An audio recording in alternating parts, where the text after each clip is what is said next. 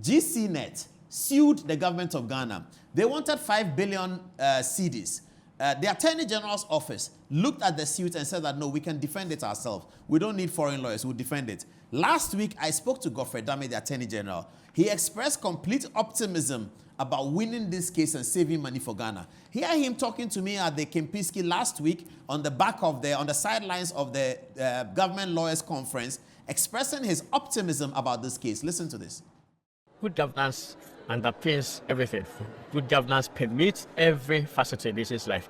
I am dealing with an arbitration right now, the hearing of which was conducted in April in London, involving a company called GCNET, which was in charge of the management of the port revenue system. Can you believe that that contract was renewed successively by the NDC administration between 2012 and up to 2023 without any PPA approval?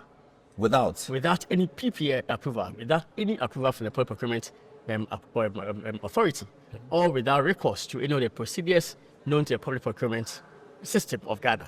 So the agreement itself was first brokered in 2000, became effective in 2002. By that time, there was no PPA requirement. Fair deal. It was for a term of 10 years, and it lapsed on 2012. In 2012. After that, by dint of a letter written by the Minister for Trade at that time, the agreement was extended for 1 year. 1 year? Yes, 2013. After the 2013, by dint of another agreement made without any recourse to PPA procedures or any of the means of procurement, the life of the agreement was extended for a further 5 years. And from 2013 to 5 years onwards, when it is supposed to lapse to 2018. 18. Before the agreement will lapse in 2018, and before the John Mahama administration will leave office in October 2016, John Mahama's Minister for Trade and Industry at that time extended the life of the agreement before it would lapse. Before it will lapse for a further 5 years, extending the further up to 2023. And of course, clearly, this was illegal, unknown to the laws of Ghana.